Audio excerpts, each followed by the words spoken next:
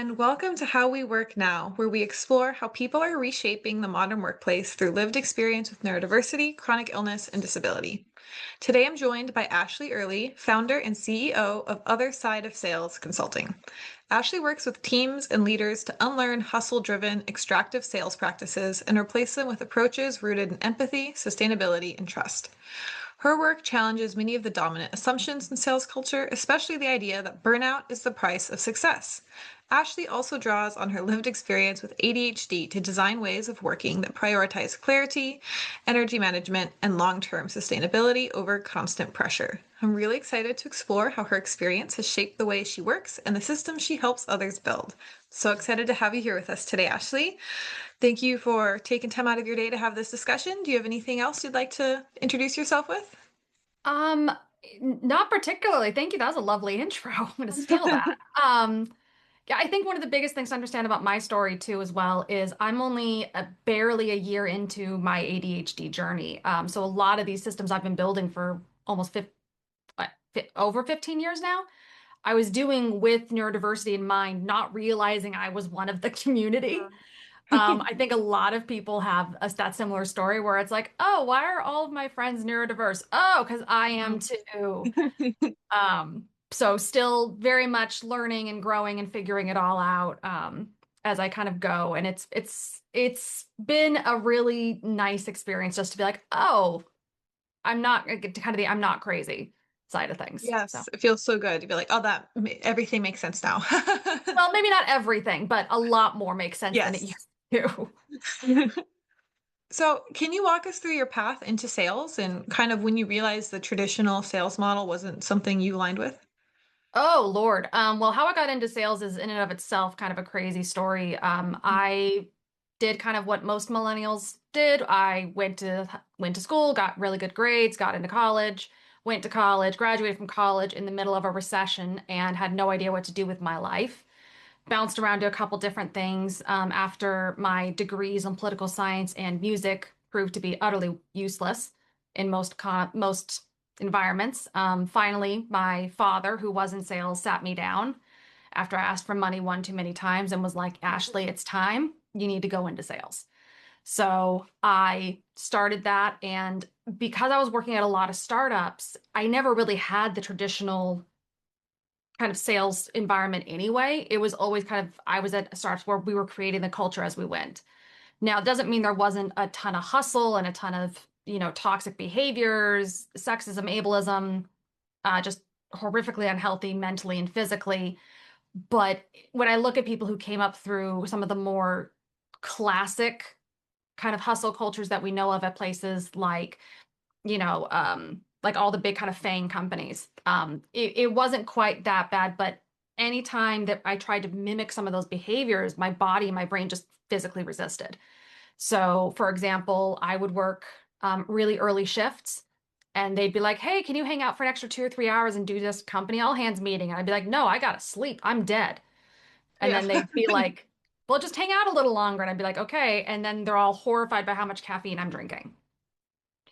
Or it just doesn't occur to anybody around the hours that you're putting in and the stress that can put on marriages or on your body. At one point, I got really sick for like many weeks in a row, and my boss was like, "Well, why do you keep getting sick?" And I literally looked at him and said, "Because I'm here 10 hours a day." And he was like, "Oh," I'm like, "Yeah." So working all of those things in, I kind of never let myself become that classic sales culture. And then I moved into leadership within 3, 4 years of being in sales. And I just never let my teams become places where people weren't happy and healthy because happy, healthy people close more and have happier customers, which means better Yeah. for the bottom line. And every study I read said the same things. So Mhm. as much as I could go and, buy books or read things online from people who talked about, hire people who are broke and pay them nothing so they're motivated to do whatever. I'm like, well, I was broke and I performed terribly and I only started performing well when my basic needs were taken care of. So Mhm. let's go make sure we got the basic needs met. And luckily, there are companies who do understand that. Some Mhm. of them needed some more persuading, but we got there. So a lot of little experiences adding up to kind of the bigger thing now that I'm very fortunate to be able to build a business on. Yeah, I love how like the predominant logic in the corporate world is like, oh, we need to hustle, we need to do all this stuff because that's what's going to give us the most revenue and we're a business and we have to function. When all of the studies show that that's actually not the best way to function and get the best results. Um, No, it's crazy, and yet, like, I think one of my favorite kind of interview horror stories was I was talking to this medical startup in Palo Alto. Gosh, this was a long time ago, and they pulled the whole "We're a family here" line, oh my God. which I was like, okay, yeah, I can roll with this. I can handle. I'm pretty fluent in bro, so it's like I can handle bros. That's fine. But the real thing that killed me was when he started talking about how often people sleep at their desks and they're ordering in takeout at like 10 o'clock at night.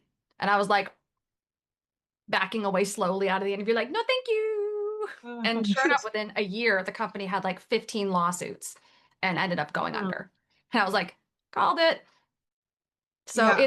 it's the back and forth too. One of the things I really fought a lot on, and I still constantly have these fights, are around job requirements because sales is one of the, in my opinion, one of the best fields to be in, especially if you need health accommodation or you're neurodiverse, because the job can be whatever you need it to be as long as you hit kind of some basic things.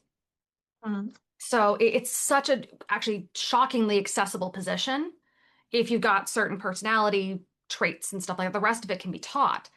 But so often companies are coming in and being like, we only want college grads with this GPA who played sports. It's like, do you realize you just narrowed your talent pool to 10% of whatever? I'd much rather have someone who, dropped out of college, had a kid, has been raising a kid on her own for 6 years. She knows how to run a household. She knows how to manage toddler mm. meltdowns. I mean, let's be honest, toddler meltdowns and CEO meltdowns do look kind of similar a lot of the time. Oh, Like, yeah. which one would you rather have? Someone who, worked, no doubt worked hard through college and played sports and learned how to manage their time, or someone who genuinely has handled a crisis and came out better on the other side? So, Mm, like, I've hired several people over the years who have medical issues, pretty severe ones, because I know they know how to handle it. I know they know how to mhm, handle stress. I know they know how to handle pressure. And not only that, I know they know how to set boundaries and take care of mm, themselves. So they're going to be just as, if not more reliable and communicative than people who don't and will push to burnout. And then I'm, as the manager, stuck holding the bag, mm. trying to figure out how to make up for that quota. I never knew that about sales. I honestly thought the opposite. I know So it's because interesting. it has this horrible reputation, and there Yeah. are unfortunately a lot of managers who don't. It's like show up, hit the phones, Mhm. dial, until you die and manipulate people into doing things. And that's not that will always be there. It's like the Nigerian prince money scam. It'll always be there. Oh, yeah. It'll always be there. But most modern sales is really about relationship building. So that means you have to have a certain amount of like chameleon instinct, which I found a lot of people who are neurodiverse, and I've learned through my own experience with ADHD. We all are pretty good at masking. Mhm. So if we don't want to mask to the point where it's exhausting. But if you've got Right. that masking ability, that can actually be something you can turn into a bit of a superpower to get people to trust you quickly and then build that into relationships. And those relationships turn into a lot of money. And then you get a cut of that money kind of every single time. And it's less about, as long as you do kind of a baseline activity, certain number of calls, certain number of emails, send out proposals on time, how you structure it and how you do it is completely Mhm. up to you. So, like, I remember early in my career, I was really into doing Pomodoro.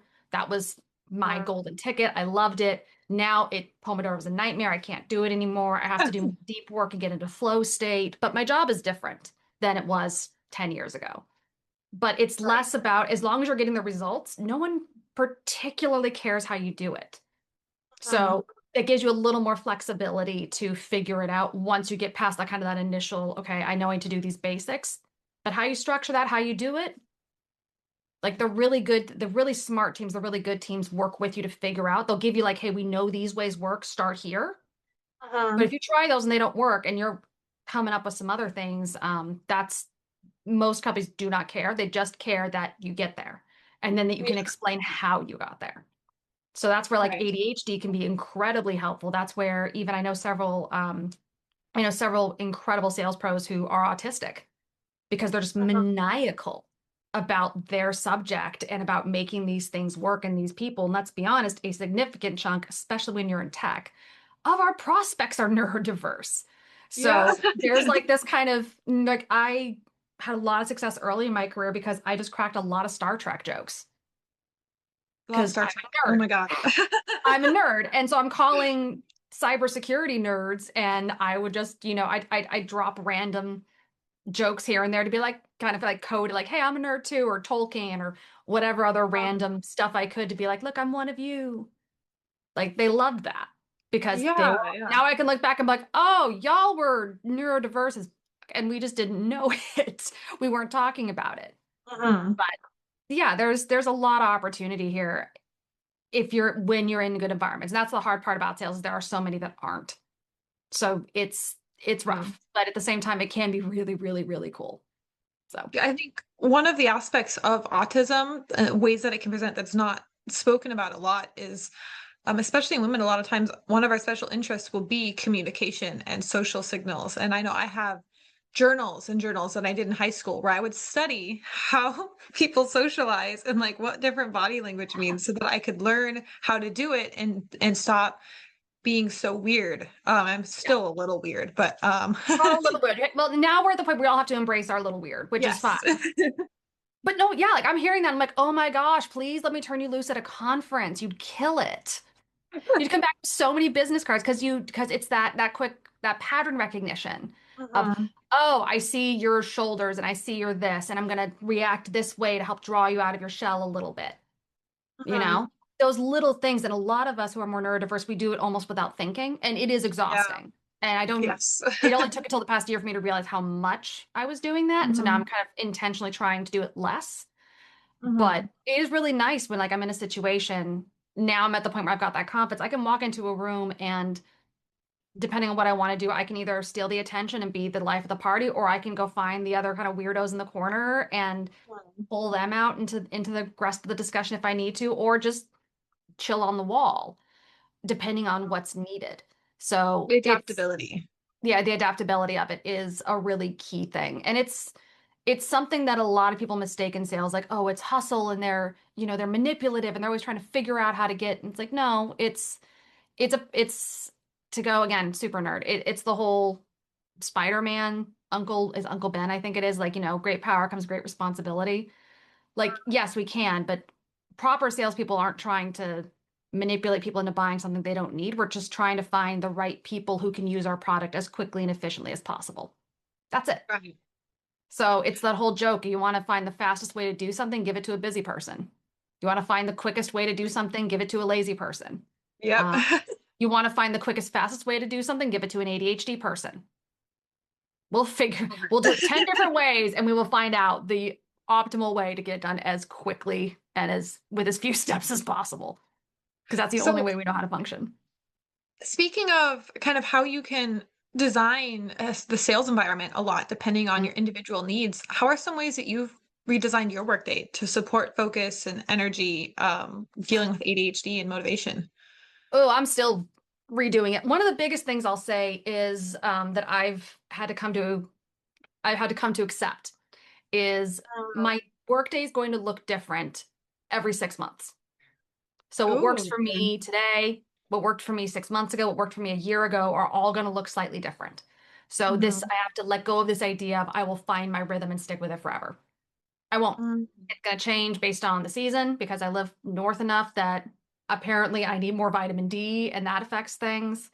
Mhm. It depends on the type of work I'm doing. How intense is it? How much of it do I have? And there's also understanding, kind of looking at the spectrum of how much brain energy different things take. So if I'm doing a lot of brain heavy work, I have to be much more structured around having bluntly shorter days, which is really counterintuitive to myself and the hustle culture brain that I'm still trying to break. But like if I'm doing very brain heavy stuff, I can only do 4 or 5 hours of that a day. If Mhm. I'm doing less brain heavy stuff, so for example, for me, doing podcasts like this, talking to people, coaching, that's not brain heavy for me. That's fun. That fires me up. I Mhm. can do 8 hours of that without breaking a sweat. Mhm. So my days are going to look slightly different depending on those sort of things. It's also building in a big thing for me has also been building in a community around me to hold up the mirror occasionally and go, you sure? because I will be more because of my history and because I have these 15 years of bad habits I'm trying to break. I won't notice a lot of things. Like I have when I have long-term clients and stuff like that, it's not unusual for them to jump on the call and be like, "Do you need to go refill your drink? Have you eaten?" Oh, Yeah. you're right. Like the moment I say sorry, I'm back to back, they're like, "Have you eaten?" No. Okay, go do something. Okay, yeah, I run, I grab my applesauce or my protein bar and go from there. But having that community that's checking in on me, that's making Mhm. sure that these things that are so easily kind of slipping out of my radar come back in is really important too. The other thing that's a big kind of elephant in the room around what I've done, I did this before the ADHD diagnosis, but it helped me get to it, was I left the country. I moved to Europe. So Ooh. born and raised in the United States, lived in Silicon Valley, worked in Mhm. 8 or 9 different states with my tech career. And at the height of COVID, my husband and I discovered a path for us to move to the Netherlands, and we packed up our stuff and we left. And that's led to me working a very non-traditional schedule, but actually works really well for me. I mentioned earlier, I used to get and have an early shift. I used to have to be at the office by 6 a.m. every day because I Oh lived on my the West goodness. Coast. I sold on the East Coast. Ooh, it was rough. My body did not like that. My brain did not like that, but I did to survive. I did it. Mhm.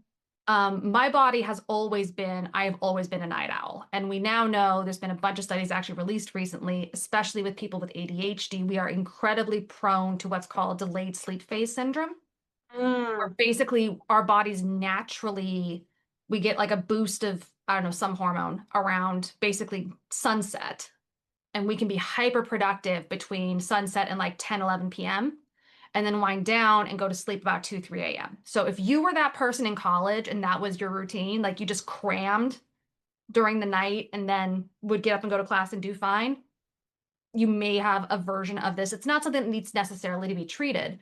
But now that I work in Europe and at least a third to half my business is in the US, I now basically work with my normal sleep schedule. So I get up my day about 10, 11 a.m. I do my errands, whatever else I need to do. I sit down and start work anywhere between 2 and 4 in the afternoon, and I work until 10 p.m. at night. Mm. Go have dinner, wind down, go to sleep between midnight and 2 a.m. Get up, do it again. Are there days where I have to get up at 8 a.m. to go to a doctor's appointment or something? Yes, those days suck. Yep. But that's another example of like I was able to shift things in a way that made sense. And I know several other expats who do the same thing. It works fine for us. It scares a lot of the companies. They're like, that's not reliable. I'm like, but it is. Mhm. And I've worked with several people over the years too who have unusual sleep patterns. I worked with someone a while ago. I actually managed someone a while ago who had a sleep pattern that meant he basically would sleep in 4-hour shifts. Mhm. So it was not uncommon for him to come into the office and be there really early. So he starts his day at like 6, 7 a.m. But then like 11 to 1, he's out, he takes a nap and Mhm. then keeps going from there. So every once in a while, he'd like say, hey, I can push through this, or we'd say, hey, can you reschedule this, or could you try and avoid it that day? And he'd shift things. But we built it into his day and he did absolutely Mhm. fine. It was not an issue. He just wasn't available during those hours.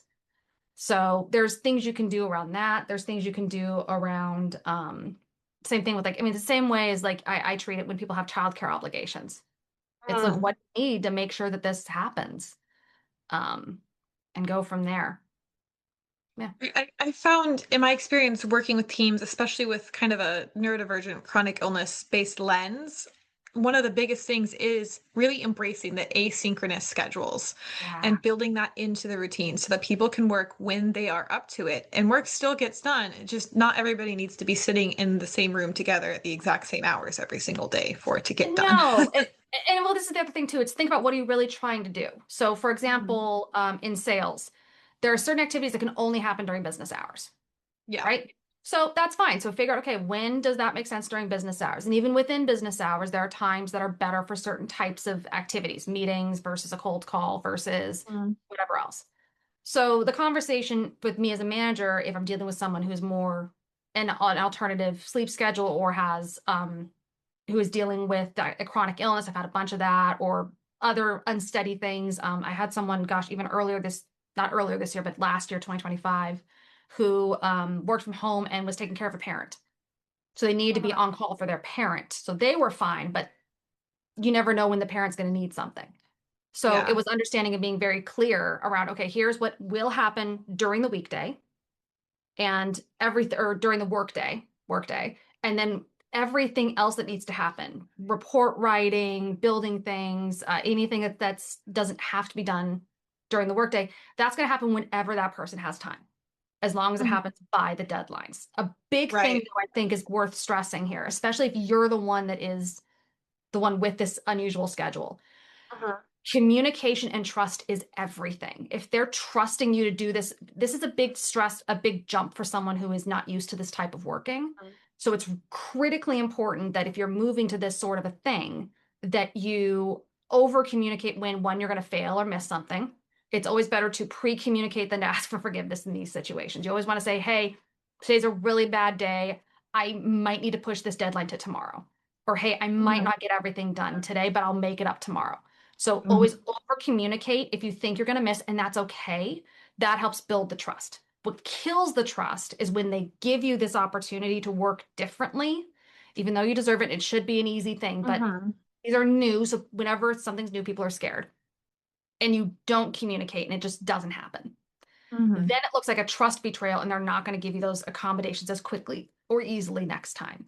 And bluntly, you also make it a lot harder for everyone else in the community to get these accommodations because that Right. manager, that team members, those fellow team members who see you doing just fine, who see, oh, they're working differently, but it works, then the next time they see it, it's not new and scary anymore. So there's also Right. responsibility we all have to our community to, unfortunately, as kind of the trailblazers here, to not always be perfect, but to have that really strong communication around saying, hey, I'm struggling here, or hey, this is not okay, or whatever else is Uh-huh. going on when they do give you those accommodations, or when they embrace these other ways of working.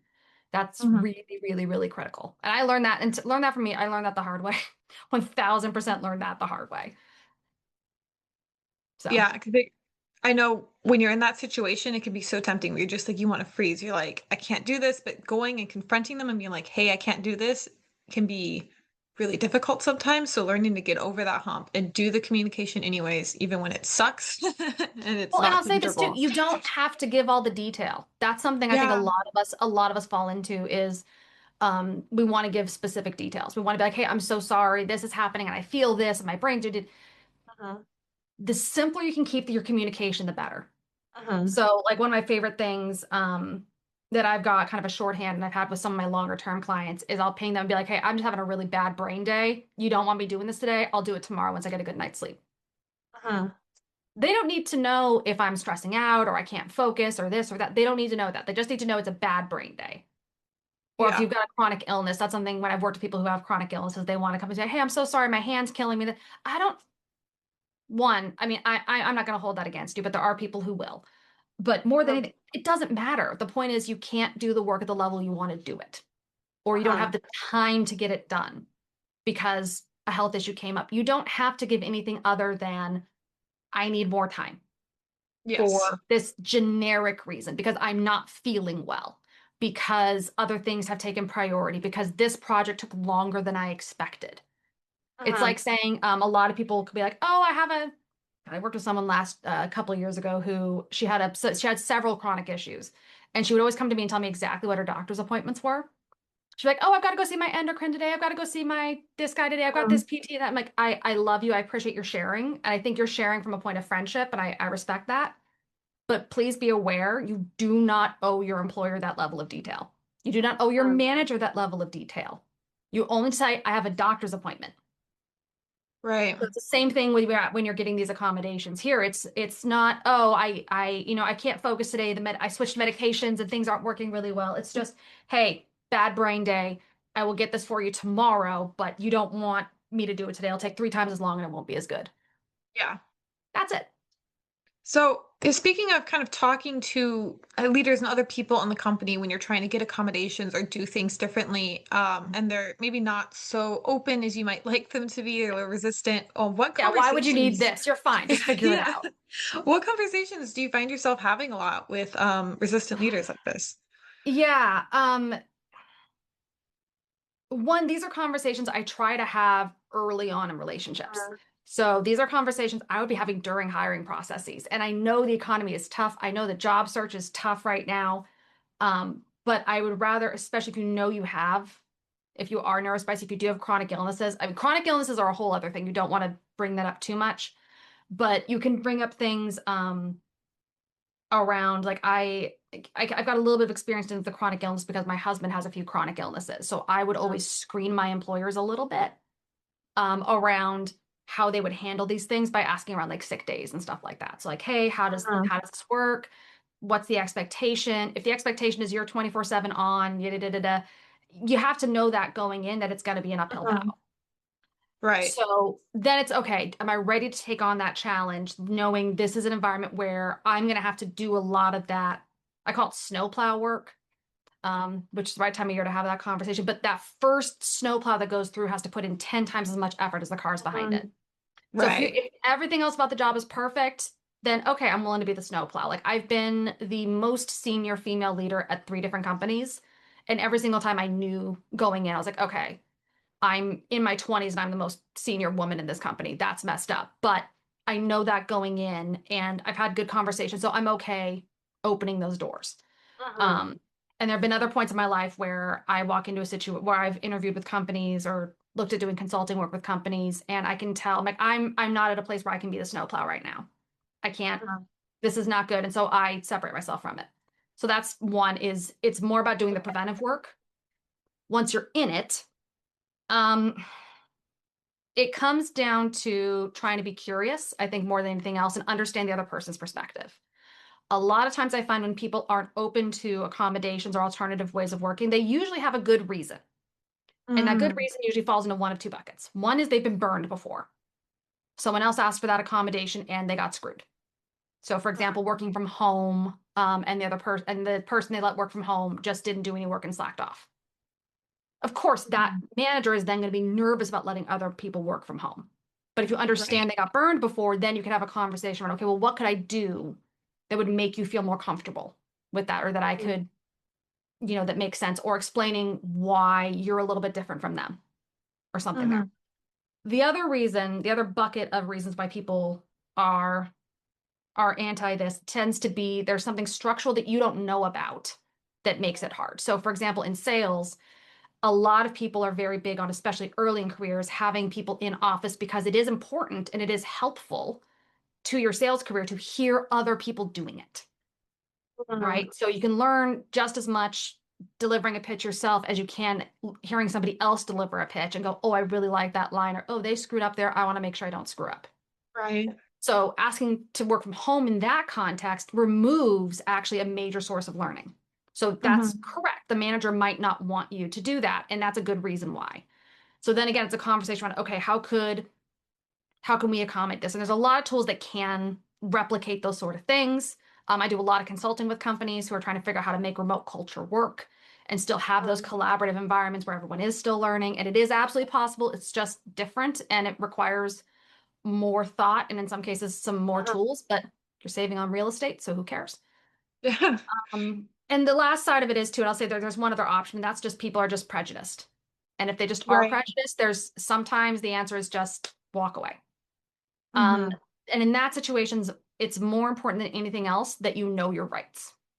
And Mhm. I'm a big, big, big fan here of utilizing ChatGPT and tools like that to understand your rights by state, by city, by country. Make sure you know what you are and are not entitled to. Mhm. Workers have different rights in every state. California looks different from New York, looks different from Texas, looks different from South Dakota.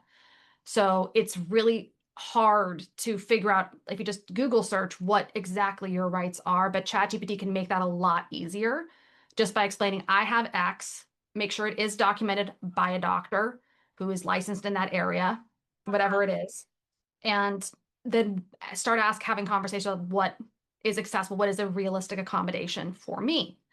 Mhm. Then you can go and, as a last resort, have that conversation more directly with HR because HR doesn't want a lawsuit. But don't forget, HR is there to protect the company, not to protect Yeah. you. So when you go into that conversation, as much as HR says they're on your side, and most of them actually probably do try to be, but it is their job to protect the company. So go in knowing what kind of having an idea of what is and isn't reasonable and what is and isn't legal in the situation. Mhm. And that's just something you should genuinely know whenever you've got um, any sort of an accommodation need, a disability, enable, anything like that. It's a really good thing to know, just to make sure you don't get screwed, basically. And Right. for the record, anytime you're doing accommodations or asking for any sort of these adjustments, get it in writing, because if it's Yes. not in writing, it doesn't exist.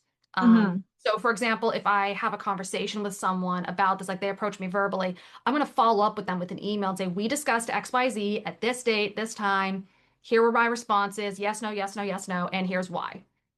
Um, if your manager doesn't do that for you, you do it for them immediately after the meeting. Send the email. We discussed this. Here's what you said. Please let me know if any of this is incorrect. Mm-hmm. That sort of documentation is critically important as I call it a CYA, which also Cover means your cover ass. your ass. Yeah. It's absolutely critical to making sure that you are protected, but also that the company is protected as well. So it's a dual-sided thing. It looks really weird the first couple times you do it. You feel like, oh, I'm prepping for a lawsuit. You're not. You're just making it really clear so that both parties are agreeing or not agreeing to and Mhm. what. So yeah. So, in a more general sense, what do you wish more people understood about having ADHD and working in professional settings? Ooh, honestly, I wish more people knew that. I wish more people were aware how many people have ADHD. And especially, I wish more people understood um, the lapse in diagnosis and what that did to people. Mm. So I'm very much of a generation of women, especially who I'm turning 40 next year. I did great in school. I wasn't bouncing off the walls or anything like that, but I 1,000% have ADHD. It just showed up in a way that wasn't understood in the 90s. And there are literally millions of women like me who didn't know. We Right. basically spent our, teenage years, 20s, 30s, and some of them in our 40s, basically raw dogging the world. And that takes an incredible toll. It requires a lot of coping mechanisms, which take a long time to unpick. And what that also means, though, is generations that came before us Mhm. don't necessarily understand because they're so late in their own careers that a lot of people like me washed out. I genuinely believe if it weren't for the other thing that helps with self-regulation for me is having dogs. Dogs are awesome because they make me go outside and keep some rhythms Mhm. going. They can also be distracting, but I wish Yeah. people understood that long-term impact can have on people. I think we're going to see a lot more research in the coming years that shows that one of the biggest reasons why women were failing out of the workplace was not just because of obviously health and reproductive issues, but also I think because of mental health issues due to so many undiagnosed things or misunderstood issues like ADHD, like autism, like everything else. I think if I hadn't had the proper healthcare I had the past 5 years, I think I would have been in a full burnout and had to look at switching careers. But I was able to Mhm. access great medical care and figure this stuff out now, where 20 years ago, I think I would have been in a much, much, much darker situation. Mhm. So part of it's just understanding it's not just about people who have known and are getting access to treatment now, but it's also people who are dealing with the effects and I hate to say it, but like lowercase t trauma that comes from not understanding this stuff for the bulk of our adult lives and now trying to figure out and do the work. So it looks like, hey, why are you doing things so differently? And just supporting that and understanding it. And that goes for, I think, to especially more senior leaders and people who are, kind of more, I hate to go generational, like boomers and Gen X and stuff like that, where it's like, oh.